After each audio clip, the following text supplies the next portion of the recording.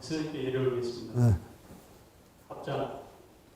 네. 네, 나의 평화가 여러분들과 함께. 네.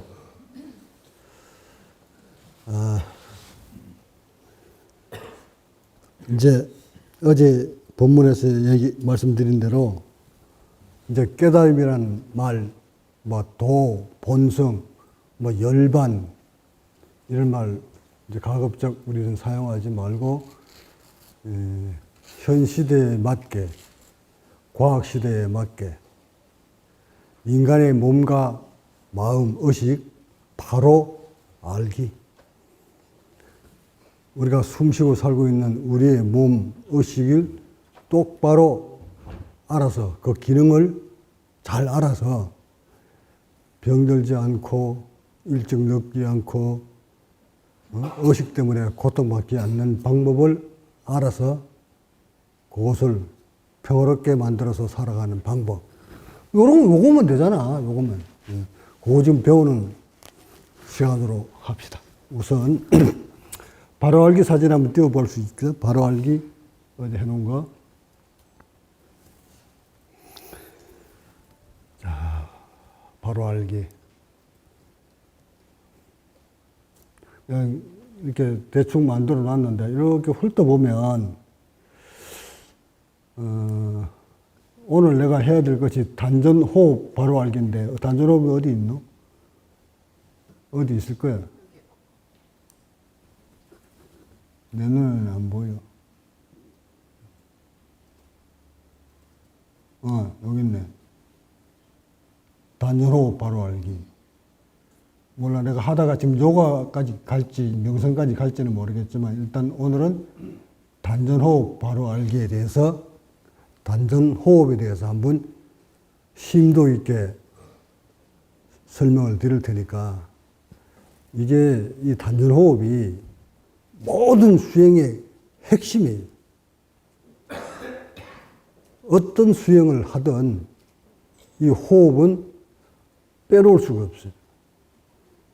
호흡을 통하지 않고는 세포를 건강하게 만들 수도 없고, 호흡을 빼놓고는 생명을 말할 수도 없고, 호흡을 빼놓고는 깨달음도 없고, 여하튼 이 호흡은 모든 일상, 인간뿐만 아니라 모든 생명체에 있어서 호흡하고는 불가분의 관계.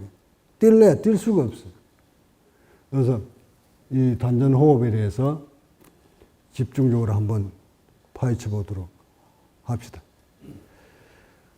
왜 수행자들은 그렇게 겉으로 단전호흡에 대해서 말들을 많이 할까?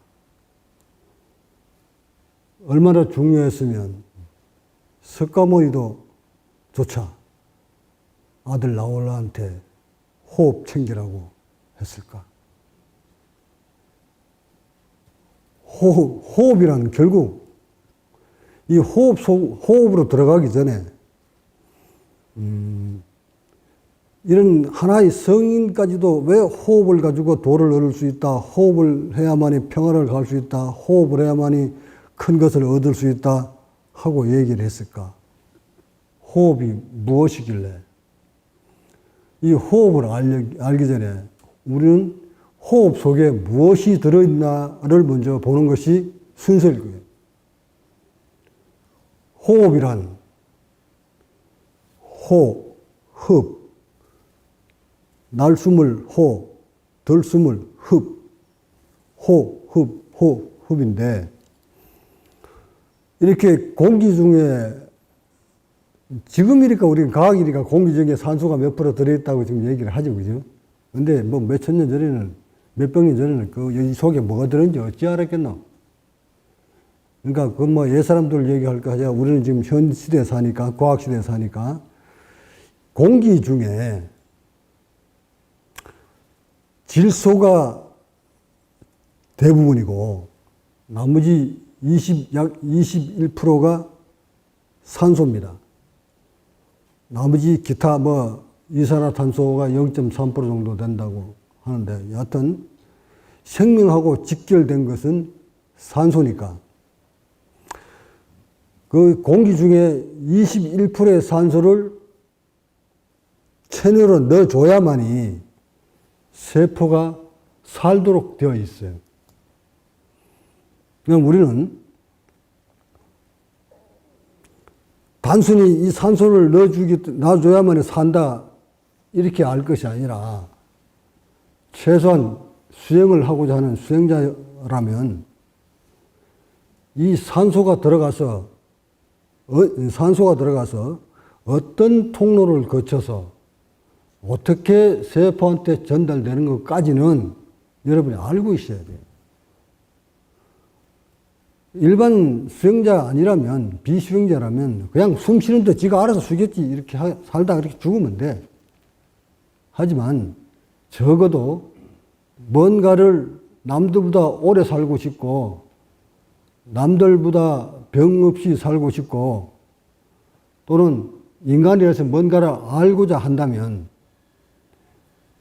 산소가 들어가서 인체에 어떤 과정을 거쳐서 세포한테까지 전달되는 것까지는 여러분이 알아야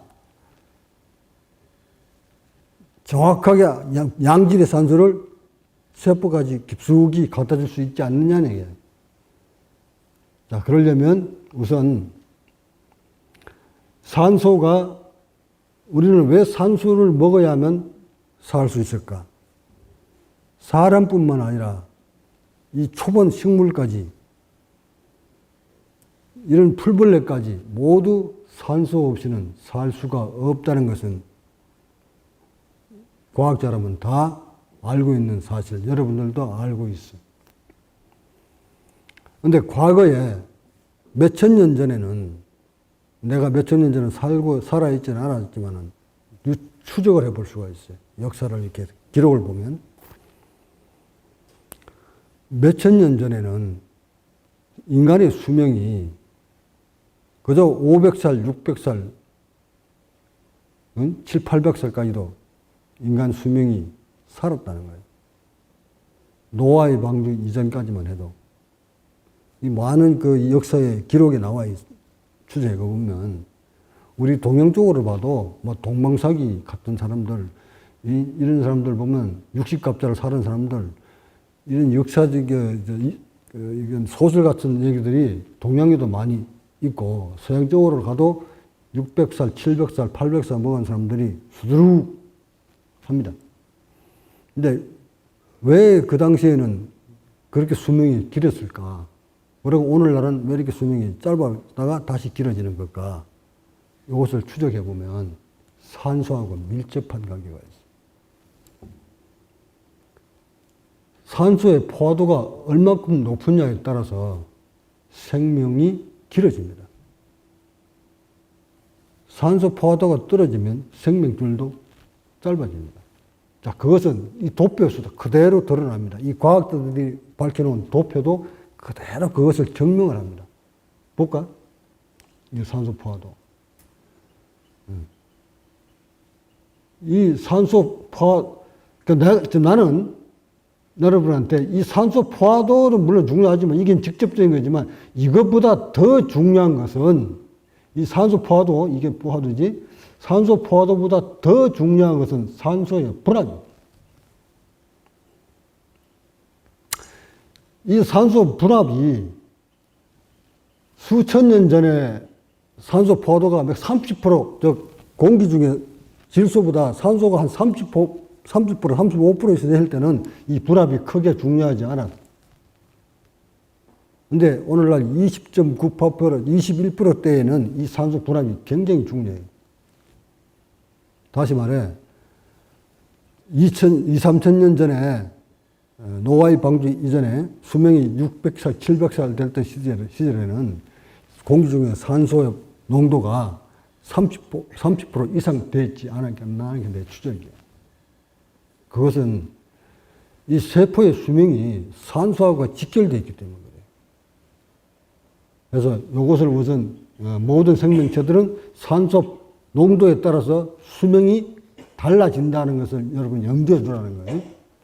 자, 그리고 지금은 21% 시대에 살고 있기 때문에 21% 시대에 살고 있는 생명체들이 생명이 수명이 길게 가려면 이 분압을 이용을 잘 해야 돼요. 이 분압을 모르면 생명을 연장시킬 수도 없고 세포를 건강하게 만들 수 없어요. 파도보다 분압. 이 분압이라는 것은 무엇을 의미하느냐면, 왜 무엇을 분압이라고 하느냐면, 이 공기 중에 이 대지에는, 이 우리 지구는 공기가 누르는 압력이 있어요. 공기가 누르는 압력. 이걸 대기압이라고 합니다. 일기압, 대기압이라고 합니다. 일기압은 760mm Hg, 이거 수온주의 압력이고, 일기압은 1013 헥토파스칼이라는 압력을 받고 있어요. 무게로 따지면 약 1kg의 압력을 받습니다. 그러니까 공기도 무게가 있다 이 말이에요.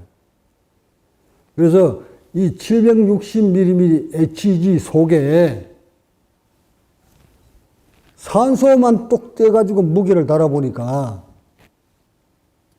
산소만 딱 떼어서 760 속에 들어있는, 그 압력 속에 들어있는 산소를 똑 떼가지고 계산을 해보니까 21%니까 2724, 2620, 약 159mm Hg가 되더라 이 말이야.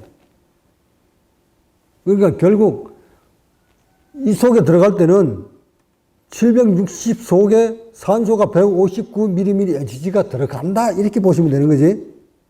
공기는 이제 나머지 이거 뭐 질소는 우리한테 중요한 게 아니니까 산소만 딱 띄어서 계산하라는 거야. 그것을 우리는 분압이다 하고 얘기해요. 그게 분압이다.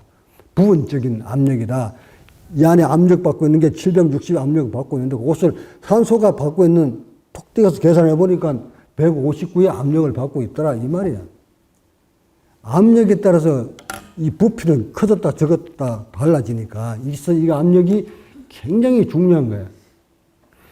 이것을 알아야, 이 분압을 잘 알고 있어야 이 단전호흡의 원리를, 단전호흡을 할 때 어떤 원리에 의해서 우리 인체가 건강해지는구나, 어떤 원리에 의해서 세포가 건강해지는구나, 몸의 기는 어떻게 해서 이게 기가 발생하는구나, 이거 알아야 돼. 그래야 몸을 제대로 볼 수가 있어요. 여기에서 이 산소의 분압의 크기는 높고 낮으면 무엇으로 결정짓느냐면, 이거 연령대별로 지금 내려가면 착 적지? 무엇을 의미하느냐면, 이건 일반 과학자들이 연령대별로 분압을 이렇게 측정해서 계산해 놓은 거지만, 이건 또 70도로 해가지고 똑같이 일률적으로 다 70에서 78에서 이렇게 보시면 또 안 돼요. 몸의 경직도에 따라서 이 분압도 달라진다는 사실이에요. 그러니까 나 같은 경우에는 60이잖아, 60대잖아, 60에서 70대. 그러면 이 사람들 계산이라면 평균 74 정도가 나와야 되는데, 이 과학자들 계산으로는 난 제문이 어찌 나올까? 이거보다 더 나와. 젊은 아이들보다 10대보다 더 높게 나오는 거야. 여기에 여러분 주목을 해야 돼요. 이 사람들 말하는 연령대를 보면 나는 74가 나와야 돼. 왜? 경직된 상태에서 얘들이 체크했기 때문에. 근데 나는 최고조로 우리 해분보다도 더 몸이 릴렉스 되어 있단 말이에요. 그렇다면 빨아당기는, 공기 속에 산소를 빨아당기는 양이 엄청 높다는 거야. 이걸 계산해서 봤을 때 아마 내가 뭐 체크를 안 했어요. 안 했지만 얘들보다도 더 뛰어난 거. 나 130까지 올라가지 않을까 싶어. 나의 산소 분압은. 자, 이것은 결국 나이하고는 관련이 없다. 나이가 아무리 많아도 흉부가 공기를 빨아들이는 이 흉부의 경직도가 이완되어 있으면 분압은 높게 나타나는 것이야. 그러니까 우리가 지금 수행을 하는 목적이, 수행의 경극적인 목적이 몸을, 흉부를 릴렉스 시켜서 이 분압을 높게 유지하기 위함이야. 여기까지 이해하셨지? 자, 그럼 이 높은 분압이 인체에 들어가서 어떤 역할을 하는가 보자고. 순환도.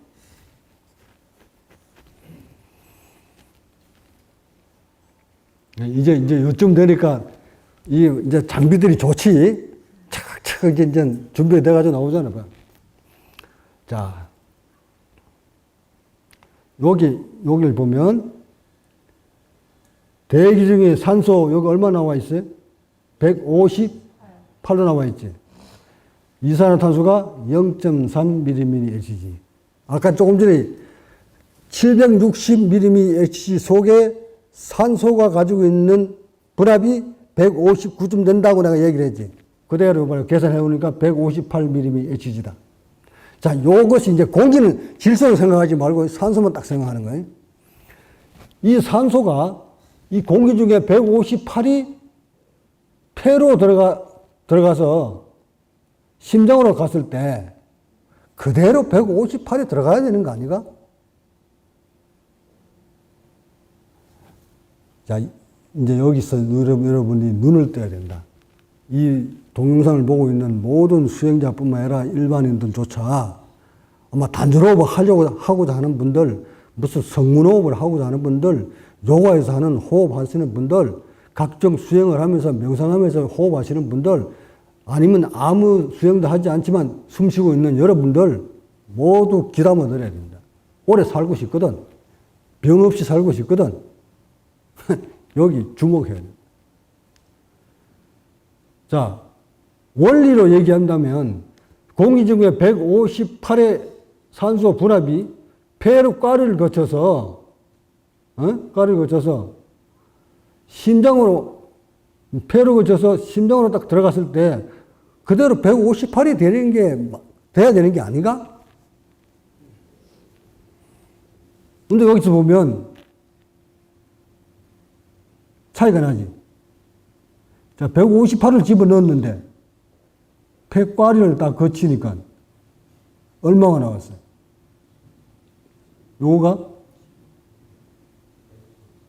요거지. 95mmHg가 됐지. 그러면 63은 어디 갔노? 바깥에 158이 공기 중에 산소 불합이 158이었던 것이 이 꽈리를 거쳐가지고, 꽈리를 거쳐가지고 심장으로 딱 넣어줬는데 여기서 95가 나오고, 95 맞지? 응, 나왔다. 그러면 나머지 63이 도망가 버렸다. 어디로 갔을까?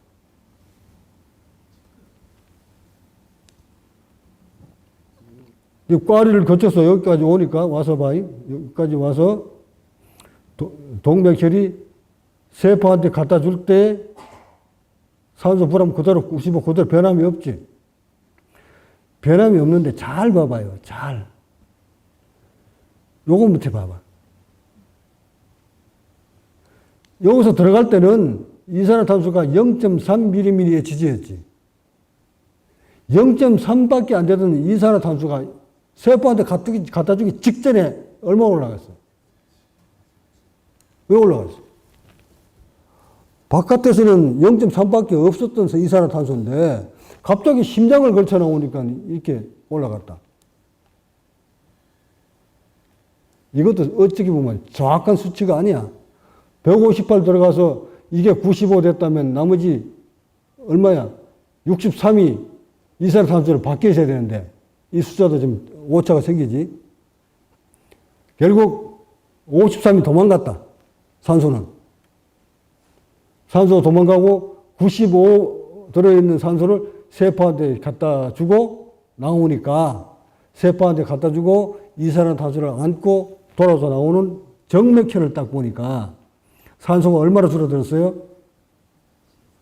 반 이상으로 줄어들었지. 55를 세포한테 주고 나머지는 이산화탄소가 돼가지고 이산화탄소 수치가 조금 높아졌지. 여기서보다 높아져서 다시 심장으로 와가지고 폐를 거쳐서 밖으로 빠져나갑니다. 여기서 여러분이 뭘 눈여겨봐야 되느냐면 왜 158이라는 것이 들어갔는데 꽈리를 거쳐서 심장으로 흘러갔을 때 이 수치로 줄어들었을까?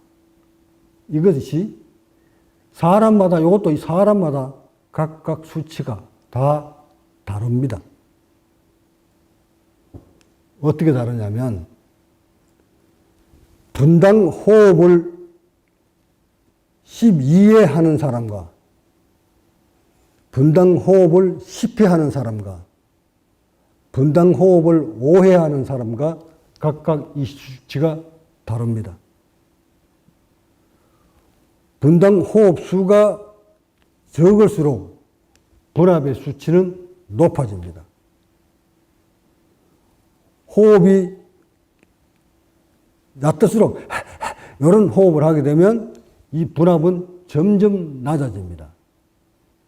이것은 무엇을 의미하느냐면 분당 호흡수가 10회 이상 넘었으면 이산화탄소 함유량이 높아지고 산소의 분압도 떨어집니다. 이 말을 이해를 하려면 봅시다. 요 꽈리 있죠, 폐.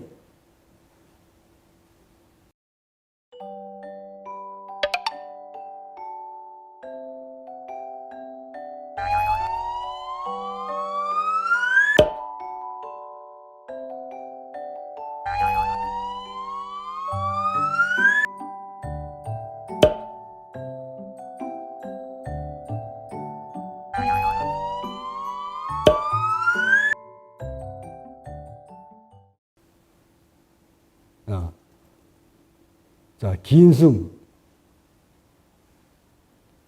스톱. 이 빨간 게 신선한 산소가 여기까지 들어왔어요.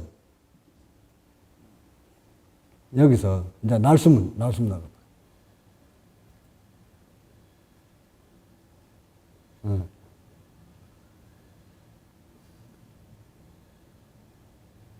자, 요게 날숨 상태거든.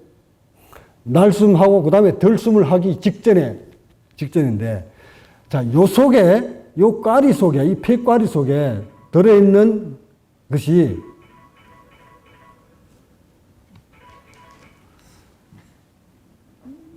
이산화탄소가 들어있나요? 아니면 산소가 들어있나요? 자, 상상을 해야 돼. 덜숨 들어오기 직전이야. 아까 158이라는 그 분압 산소가 여기 들어오기 직전에 이 속에 들어있는, 폐 속에 들어있는 요것은 이 공기들은, 이 폐 속에 들어있는, 이 속에 들어있는 공기들은 산소 분압이 높을까요? 낮을까요? 아니면 또는 이 속에는 이산화탄소 얼마나 들어있을까?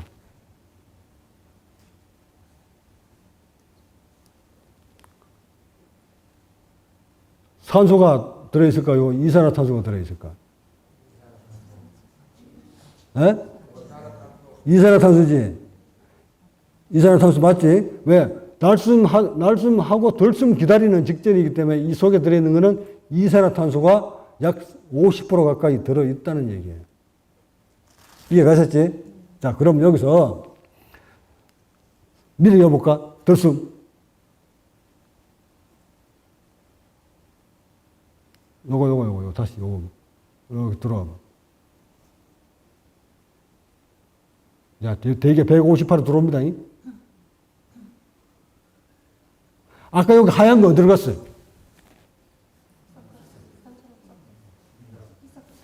이 하얀 거 이거 어디로 갔어요? 밀렸어. 여기까지 돌았지? 그러니까 신선한 공기는 아직 덜 돌았어. 폐에 고여있던 이산화탄소가 심장으로 흘러 들어갔어. 그럼 얘하고, 붉은 거 얘하고, 158의 산소 분압하고 여기 들어있던 이산화하고 같이 여기 와서 섞였겠지. 이해 갔었나? 섞이니까 분압은 어떻게 될까? 산소 분압. 158 되던 분압이 뚝 떨어지지. 자, 요거 이해하셨으면, 그러면 이 산소 분압을 높게 만들려면 호흡은 어떻게 해야 되나?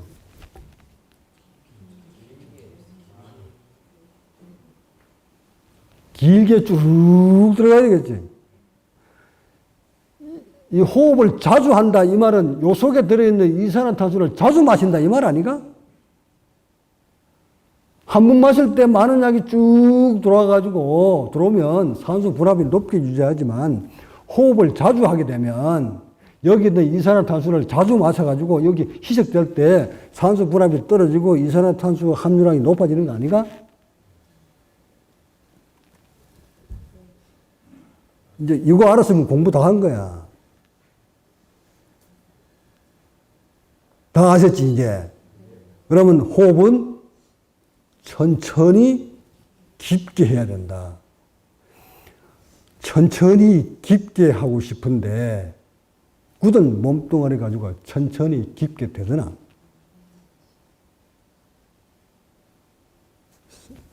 70조나 100조나 되는 이 세포한테 갖다 줘야 될 산소의 양은 정해져 있는데,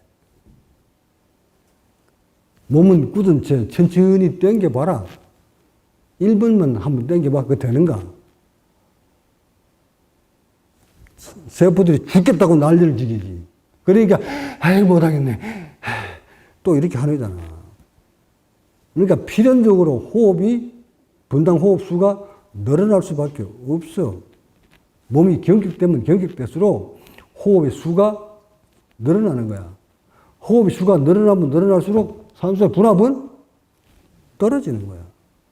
자, 아까 수치 보자, 이제. 그건 연령별 수치. 요걸 이해했으면, 이거 봐라, 이제. 이 말은 뭘 말이야? 이거 좀 키워줄 볼래? 나이가 먹었더니 몸이 굳어서 호흡수가 늘어나게 되고 호흡수가 늘어나니까 폐 속에 들어있던 이산화탄소를 자주 흡입하니까 산소 분압이 떨어지고 산소 분압이 떨어지니까 세포한테 갖다 주는 양이 모질라니까 세포들은 병들어가고 죽어가고 입증됐지, 증명됐지.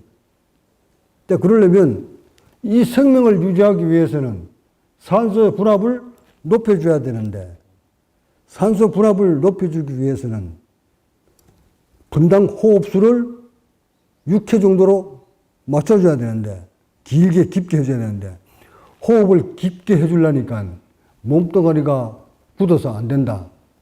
그러면 몸뚱아리를 흉부를, 복부를 부드럽게 이완시켜줘야 되는데 경직된 몸 가지고 6회 한번 해봐라 되겠나?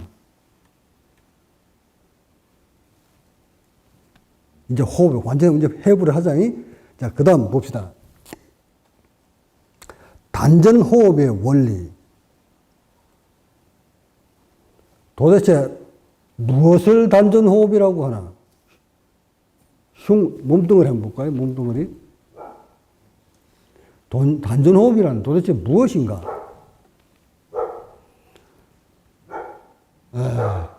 이 단전이라는 말은 독일 쪽에서 나오는 문자입니다. 단전호흡은 이 배꼽 아래 3치 정도 되는 곳이 단전이다. 이 흰 부위 여기가 단전이다. 아니다. 배꼽 좀 바로 밑에가 단전이다. 아니야. 이 전체가 다 단전이야.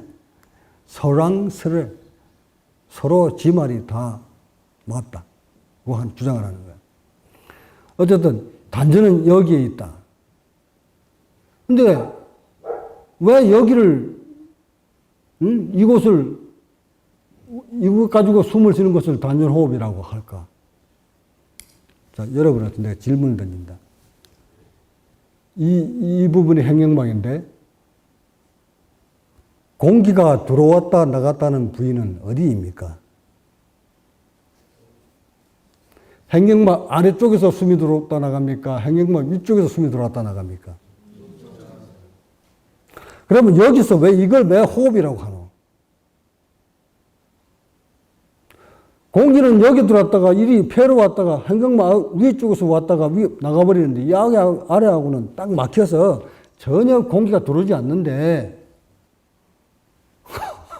왜 단전호흡이라고 하느냐 말이다. 이거 말이 맞는 얘기가.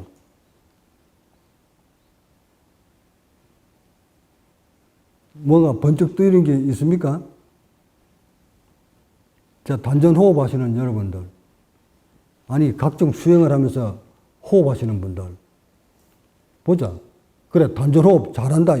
그대들 단전호흡 잘해가지고 성인들, 뭐, 벌써 다 됐는지 모르겠지만, 이거 얼마나 알고 있나, 단전호흡에 대해서. 이곳으로 숨 들어오나? 숨이 들어오는 곳은 여기지. 어찌 여기냐? 이유가 있어. 옛 조상들이 왜 이것을 단전호흡이라고 했는지에 대한 이유, 이걸 우리는 알아야 된다는 거예요. 이걸 알아야 단전호흡의 실체를 드러낼 수가 있는 거야.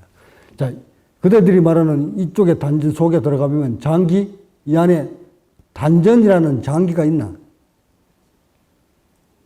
왜 또 이만한 덩어리 된 거? 여기. 뭉친 거. 산소 부족해가지고 세포들이 뭉쳐있는 거. 그거 단전 아니가?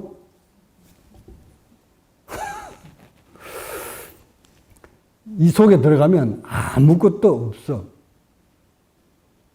단지 근육들로 뭉쳐있는 것 뿐이야. 얘 단전이라는 장기가 이 안에는 없어. 그런데도 왜 여기가 생명줄일까? 성명정, 정기가 살아 숨쉬는 곳. 응? 도를 읽을 수 있는 곳. 한때 단이라는 소설을 보고 읽고 이름을 단전호흡 한다고 오만 사람들이 다 매달렸지. 응?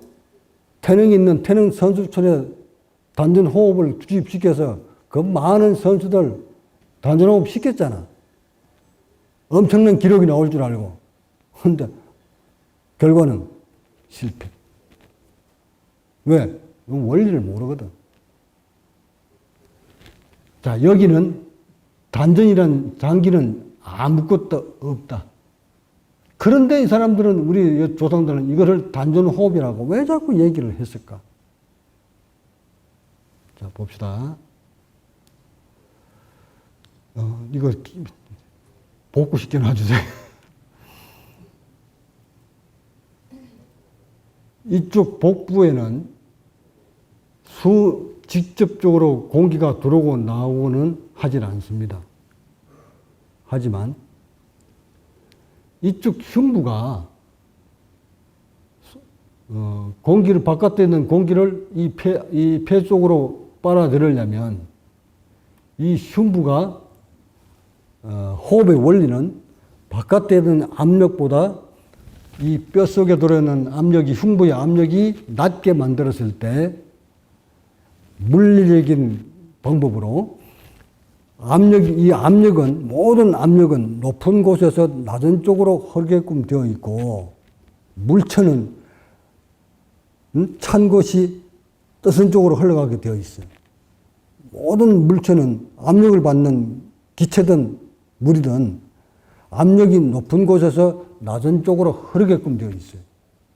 그렇다면 대기 중에 있는 이 압력은 760mmHg, 이 760보다 흉압이 낮게 만들어줘야 공기가 쭉 빨려 들어오게 되어 있는 것이. 그게 호흡의 원리야. 그래서 엄마 뱃속에 있을 때는 호흡이 필요 없기 때문에 흉부가 그대로 고정된 채 살고 있었어요. 산소가 필요 없으니까. 그래서 배꼽을 타고 엄마의 피가 들어와서 간을 거쳐서 심장으로 가서 전신에 피를 돌려주고 다시 배꼽을 통해서 빠져나가는 거예요. 이 배꼽 주변에 여기에 피가 드나드는 통로가 있어요. 요 배꼽 주변에 거기에는 여과만 같이 생기는 세포들이 여기 구성되어 있다. 자, 이건 이따 설명하기로 하고. 그래서 이 흉부를 많이 벌려줌으로써 이 공간이 넓으면 압력은, 공간이 좁으면 압력이 높고 공간을 넓혀주면 압력은 떨어지죠. 결국 많은 양의 산소를 빨아들이려면 이 흉부를 양껏 넓혀줘야 돼. 넓혀주고 짤 때도 양껏 짜주고. 이 흉부가 하는 일은, 이 갈비뼈 흉부가 하는 일은 벌렸다가 오므렸다를 부드럽게 하기 위한 방법이에요. 요건 뭐 간, 심장 뭐 이거 다치지 말라고 갈비뼈 있는 것이 아니라 호흡을 하기 위한 방법이야. 내리누르는 중력으로부터 이겨내기 위해서는 이 갈비가 필요했던 거지. 이 갈비뼈 없으면 배가, 복부가 함몰되듯이 얘도 바로 함몰돼 버려. 함몰돼 버리면 숨 못 쉬어. 그래서 함몰되지 말라고 지렛대 역할을 해주는 게, 버팀목 역할을 해주는 게 이게 갈비뼈야. 간, 뭐 이게 아니 장기를 보호하라는 뜻도 있겠지만 주 목적은 중력으로부터 얘가 이겨내기 위해서. 아니면 이게 갈비뼈가 없으면 얘가 바로 허물어져 버려요. 이게 납작해지면 숨 못 쉬어. 죽는 거야. 이게 생명줄하고 직결되어 있는 것이 이 갈비뼈야. 그래서 이 지구촌에 살아남으려면 갈비뼈가 없으면 안 되게 돼 있어요. 그래서 모든 짐승들, 날짐승, 덜짐승 할 거 없이 이 갈비뼈가 다 있어요. 이것은 호흡을 하기 위한, 살아남기 위한 진화야. 생명체의 진화. 해서 이것을 가지고 우리가 호흡을 하는데, 많은 분압을 높게 만들려면 이 흉부가 부드럽게 양껏 벌렸다가 크게 벌렸다가 크게 오므려 줘야 분압이 높아지고, 이게 굳어버리면 이렇게 못 움직이면 분압이 떨어지는 것이야. 이해가셨지? 자, 그렇다면 여기하고 여기하고는 전혀 관련이 없는데 왜 단전호흡이라고 했을까? 잘 봅시다. 여기에 근육이, 요 흰 게 여기 복직근이라고 하는 거예요. 이 근육이 여기하고 연결됐지. 또한 옆구리에 있는 이 근육이, 서해부 이 근육이 여기하고 연결됐지. 양쪽에. 자, 행경막 밑으로 쭉 가면서, 달아가면서 이 복부의 근육하고 연결되어 있지. 만약에 얘는, 흉부는 이렇게 들어 올리려고 하는데, 이 부분에 있는 근육들이 단단하게 잡아당기고 있으면 얘가 올라가는데 힘들지. 얘가 힘이 들면 많이 못 벌리면, 조금밖에 못 벌리면 분압은 낮아지지. 분압 낮아지면 산소가 부족하지. 산소가 부족하면 세포한테 영양분 못 갖다 주지. 세포가 당연히 늙고 병들어가는 것이야. 이 단전호흡이라는 것은 이쪽하고 연결되어 있는 이 근육들을 부드럽게 만들어 줘서 흉부가 벌렸다 오므렸다 하는데 지장이 없도록 느슨하게 만들어 줘야 되는데, 지금 여러분들의 이 복부는 어떤 상태인가? 여기 있는 근육들을 잡아당겨서 뭉쳐있지. 배꼽을 중심으로 주변에 돌처럼 딱딱하게 뭉쳐있지. 누워서 문질러 보면 고로심줄같이, 돌덩어리같이 딱딱하지. 이것을 성문이라고 하는 거예요. 그래서 무슨 단체에서는 무슨 성문호흡 해서 돼. 근데 한 발 더 나아가 단전호흡이라는 것은 여기 있는 뭉친 근육들을 풀어주는 것만으로 만족할 것이 아니라, 단전호흡이 되려면 이것을 다 풀은 다음, 잡아당기고 있는 이것들을 다 풀은 다음, 이쪽의 신경들을 다 살려내서 얘가 덜숨을 하려고 할 때 얘도 복부에 있는 이 애들도 덩달아서 앞쪽으로 복부를 이렇게 벌려줄 수 있도록 신경을 다 살려야 돼.